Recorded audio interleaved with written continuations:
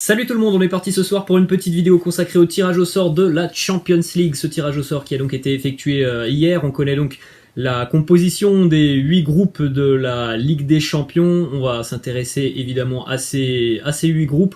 On retrouvera donc 2 clubs français engagés cette saison, évidemment le Paris Saint-Germain et puis le champion de France lillois. Malheureusement, on ne retrouvera pas l'AS Monaco qui sera donc en Europa League. Donc on va regarder un petit peu la composition de tous ces groupes et puis je vais vous donner mon ressenti par rapport aux équipes qui pour moi devraient se qualifier et donc se qualifier pour les huitièmes de finale. On va attaquer directement dans le vif du sujet avec le groupe A, le groupe qui est assez homogène mais où on voit quand même des équipes qui devraient normalement se détacher par rapport aux autres. On a la présence du Paris Saint-Germain, de Manchester City, du RB Leipzig et de Bruges. Pour moi, le Paris Saint-Germain doit terminer en tête de ce groupe. On rappelle quand même que ce ne seront pas des adversaires faciles pour le PSG qui a eu toutes les peines du monde la saison passée face à Leipzig lors de la phase de groupe. Le PSG a été éliminé aussi par Manchester City la saison passée, donc ce sont des retrouvailles pour les Parisiens. Mais par rapport au mercato réalisé donc depuis quelques semaines du côté de Paris, je pense que le groupe parisien a pris une autre dimension et pour moi ça serait un échec de voir le Paris Saint-Germain terminer en deuxième position. J'ai un petit peu plus de doutes par rapport à Leipzig, par rapport au départ de Julian Nagelsmann. Je ne suis pas sûr de retrouver le RB aussi étincelant que la saison passée. Donc pour moi, ce sera le Paris Saint-Germain et Manchester City qui sortiront de ce groupe. On enchaîne avec la composition du groupe B. Là aussi, un groupe très sympa, avec de grandes équipes. L'Atlético, Liverpool, Porto et l'AC Milan qui fait son grand retour en Champions League. Là aussi c'est quand même très compliqué de donner les deux équipes qui vont sortir de ce groupe parce que ce sont vraiment des équipes qui sont régulièrement en Champions League. Bon, Milan est une équipe qui est régulièrement en Champions League de par son histoire, mais là c'est leur grand retour. J'ai un petit peu de doute par rapport au grand retour des Rossoneri en Ligue des Champions.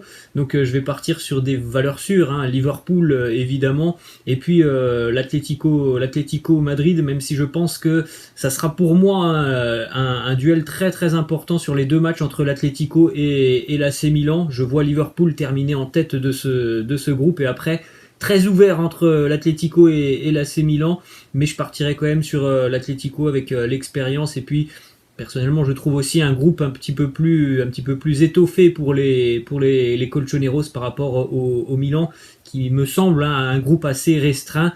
J'ai du mal à imaginer le FC Porto se qualifier dans ce groupe, donc je pense que les Portugais termineront en 4e position. Ensuite, on continue avec le groupe C, un groupe aussi assez sympa, très homogène ce groupe, le Sporting Portugal, le Borussia Dortmund, l'Ajax et le Beşiktaş Istanbul. Pour moi, je vais peut-être donner une petite surprise, mais je vois le Sporting se qualifier.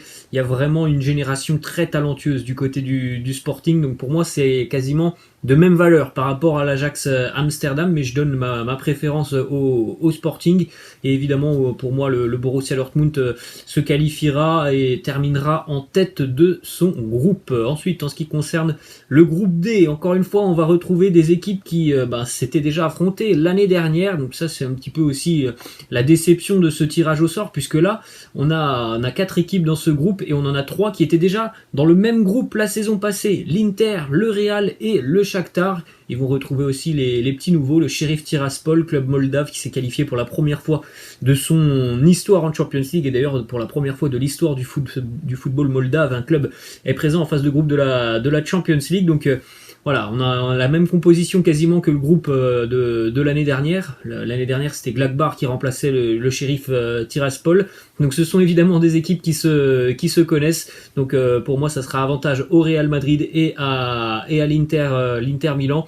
J'ai été assez, je veux pas dire déçu, mais assez inquiété par le Shakhtar face à Monaco. Je trouve que les Ukrainiens ont été quand même relativement chanceux sur cette qualification, même s'ils ont fait preuve évidemment de beaucoup d'efficacité et d'expérience. Donc je pars sur le Real Madrid qui est une valeur sûre en Champions League, malgré l'année dernière la première partie des matchs allés qui avait été très compliquée pour les merengues. voilà, par la suite, ils ont quand même réussi à aller chercher la qualification. Et je vais faire confiance à l'Inter Milan aussi cette saison. Là, ça fait quand même 2 ans que les interistes se ratent en phase de groupe de la Champions League. Il y a eu aussi pas mal de mouvements du côté de l'Inter. Je pense que l'Inter est en mesure d'aller chercher une qualification. Donc pour moi, ça sera le Real et l'Inter. On enchaîne les amis avec le groupe E où on retrouvera le Bayern et le FC Barcelone. Un petite retrouvaille après le 8-2 il y a un petit peu plus d'un an. Et puis après, bon là ça semble quand même assez déséquilibré dans ce groupe.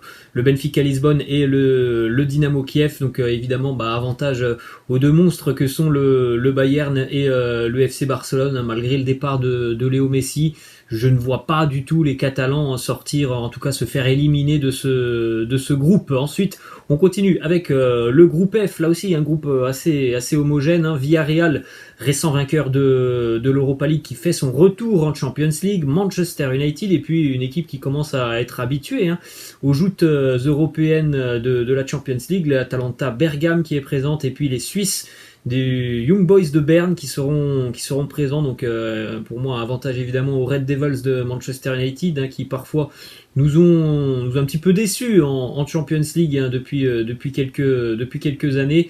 Et après, je trouve que c'est un groupe très ouvert, sincèrement, entre Villarreal et l'Atalanta Bergame, même si je donne ma préférence au Sous-Marin Jaune, une équipe qui vraiment est très très difficile à manœuvrer, qui a beaucoup de potentiel offensif mais aussi défensif, alors que je pense que l'Atalanta est un petit peu moins bien équilibré, et sur ce genre de match, Villarreal est une équipe qui peut faire mal vraiment à cette équipe de Bergame qui laisse beaucoup d'espace. Donc pour moi, ça sera Manchester United et Villarreal qui se qualifieront. Ensuite, on enchaîne avec le groupe G, le groupe du deuxième représentant français, à savoir Lille, un groupe assez homogène. Lille, Séville, le RB Salzbourg, et puis Wolfsburg qui s'est qualifié la saison passée en Allemagne. Alors je suis peut-être un petit peu pessimiste, mais je ne vois pas les Lillois se qualifier dans ce groupe. Évidemment, pour moi, le favori du groupe, c'est le FC Séville, qui est une équipe qui est hyper costaud, tout simplement. Le FC Séville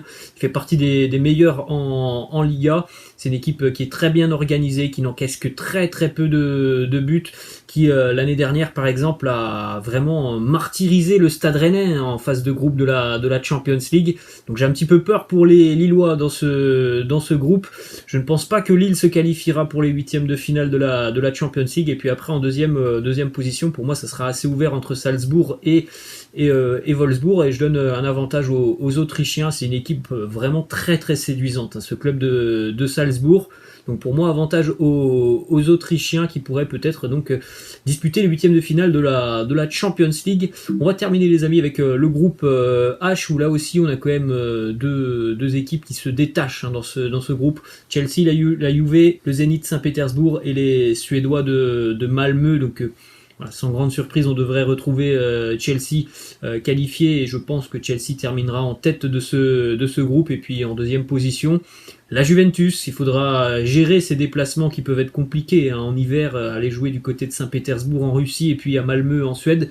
Ça peut être un peu compliqué, mais je pense que sincèrement la Juventus se qualifiera, et on retrouverait donc Chelsea et la Juve en huitième de finale de la Ligue des Champions. Voilà les amis, la fin de cette petite vidéo. J'espère que ça vous a plu. N'hésitez pas à me laisser en commentaire ce que vous pensez, notamment du tirage du Paris Saint-Germain et de Lille. Je vous laisse les amis, je vous dis à la prochaine. Ciao.